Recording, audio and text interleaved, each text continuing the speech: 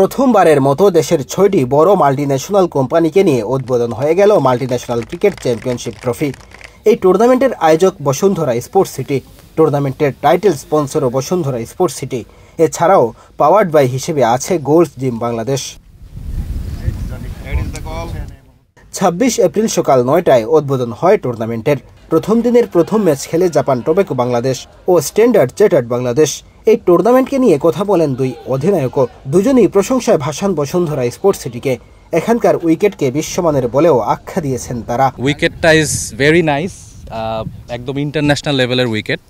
So we think it will be very good for batting. Thanks to ACE in particular, Bashundhara যারা আমাদেরকে এত সুন্দর facility opportunity করে দিয়েছে এখানে এসে উইকেন্ডে এসে একসাথে সব, এবং তার থেকে বড় কথা হচ্ছে যে আমরা বিভিন্ন টিমগুলোর সাথে মিশতেছি, জানতেছি, একটা কমিউনিটি তৈরি হচ্ছে।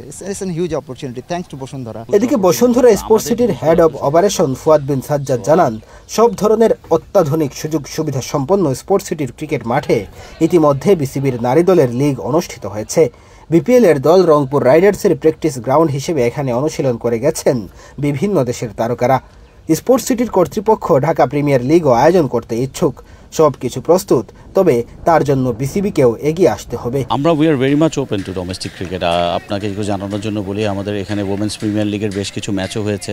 আমাদের নিজস্ব বসুন্ধরা ক্রিকেট নেটওয়ার্ক একাডেমি আছে, এখানে রংপুর রাইডার্স টিমও প্র্যাকটিস করে থাকে, BPL team.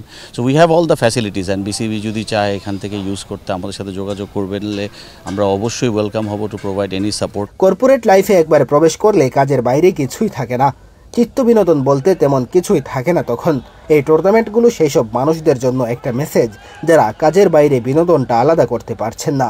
Multinational cricket tournament ও বসুন্ধরা স্পোর্টস সিটির এই আয়োজন কেমন লাগলো অবশ্যই জানিয়ে যাবেন। মেহেদী হাসান তালহা, বাংলাদেশ প্রতিদিন।